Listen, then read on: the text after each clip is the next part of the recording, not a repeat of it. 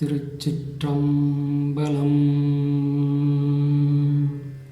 திருநீறு நம் இறைவனார் சிவபெருமானுக்கு பிடித்தது 3. 1 திருநீறு, 2 ருத்ராட்சம், 3 நமச்சிவாய பஞ்சாட்சர மந்திரம். சிவனடியார்களின் அடையாளமாக இந்த 3ம் கருதப்படுகிறது. நீரில்லா நிலமும் திருநீறு இல்லா நெற்றியும் பால் என்பார்கள். ஔவையார் இட்டார் பெரியோர் இடதார் இழிகுலத்தார் என்றதை கிருபானந்த வாரியார் சுவாமிகள் திருநீறு இட்டார் பெரியோர் இடாதார் இழிகுலத்தார் என்பார். ஒரு சமயம் பாவங்களை அதிகமாக செய்த ஒருவன் இறந்து கிடக்கின்றான். காலதூதர்கள் அவன் உயிரை நரகத்திற்கு எடுத்துச் செல்ல வருகிறார்கள். அப்போது அவன் வளர்த்த நாய் ஒன்று சாம்பலில் படுத்து உருண்டுவிட்டு அவன் மேல் ஏறிச் சென்றது. சாம்பலானது அவன் உடலில் பட்டது. காலதூதர்களுக்கு அது திருநீராக தெரிகிறது. அதனால் அருகில் வர அஞ்சி நிற்கின்றனர்.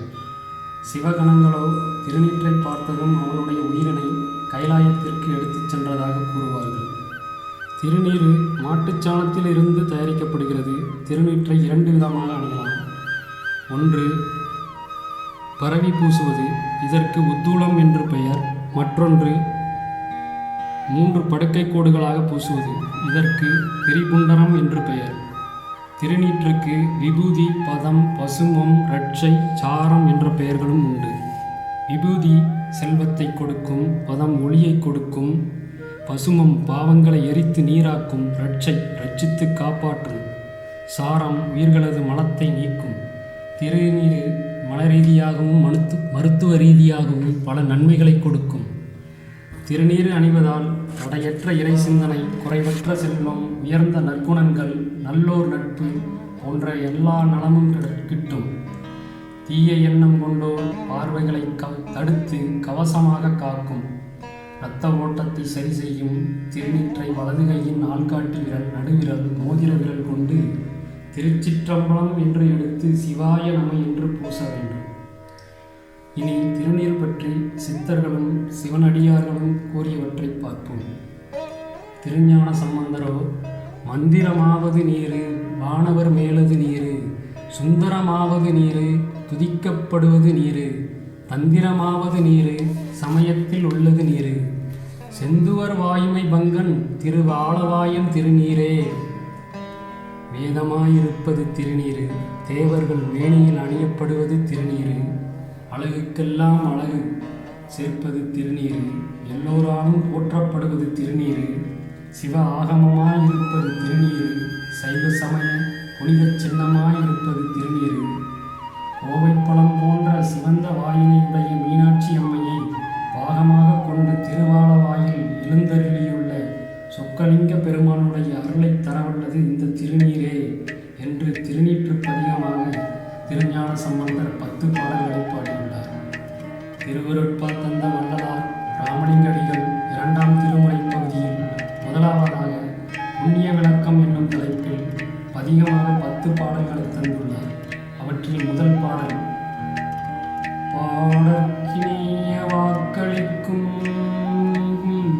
பாடும் ஜோறும் பரிந்தளிக்கும் கூடற்கினிய அடியவர்தம் கூட்டம் அளிக்கும் குணமளிக்கும் ஆடற்கினிய நெஞ்சே நீ அஞ்சேரின் மேலானை கண்டாய் தேடற்கினிய சீரளிக்கும் சிவாய நம என்று இடும் நீரே. நெஞ்சமே, இனி நீ அஞ்ச வேண்டியதில்லை, என் மேல் ஆணையாகச் சொல்கிறேன். சிவாய நம என்று அணியப்படும் திருநீரு பாட்டு பாட விரும்பும் கவிஞர்களுக்கு பாட்டுக்கேற்ப நல்ல கருத்தமைந்த சொற்களை தரும். உண்பதற்கு இனிய பாலும் சோறும் அளிக்கும். கூடுதற்கு இனிய பண்புடைய சிவனடியார்களுடைய நட்பை உண்டு கொள்ளும். நல்ல குணங்களையே எப்போதும் அமையப் பண்ணும். நல்ல வழியில் தேடி பெற்றவிடத்து இனிமை தரும், புகழை நல்கும். திருமந்திரம் பாடல் 1666. கங்காளன் பூசும் கவச திருநீற்றை மங்காமல் பூசி மகிழ்வரேயாமாகில் வினைகளும் சாரும் சிவகதி சிங்காரமான திருவடிச் சேர்வரே.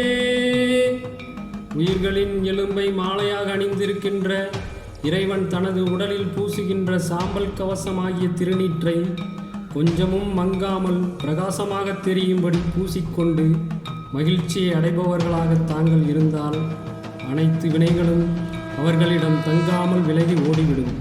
சிவப்பரம்பொருளை அடைகின்ற வழிமுறை அவர்களுடன் சேர்ந்தே இருக்கும். அதன் வழியே சென்று பேரழகாக இருக்கின்ற இறைவனின் திருவடியை அவர்கள் அடைவார்கள் என்று திருமூலர் திருநீறு பற்றி பாடுகின்றார். முடியாண்ட மன்னரும் முடிவில் பிடிசாம்பலாவர் என்பது திருநீற்று தத்துவம். ஆகையால் நாம் ஆணவம், கோபம், பொறாமை தொலைத்து தூய்மையாக அறநெறியில் இறை சிந்தனையோடு திருநீறு அணிவோம். நம் குழந்தைகளுக்கும் திருநீற்றின் மகிமையை சொல்லிக் கொடுப்போம். திருநீறு அணிவோம், சிவனருள் பெறுவோம், வாழ்வில் ஜோதியாய் ஒளிவோம். திருச்சிற்றம்பலம்.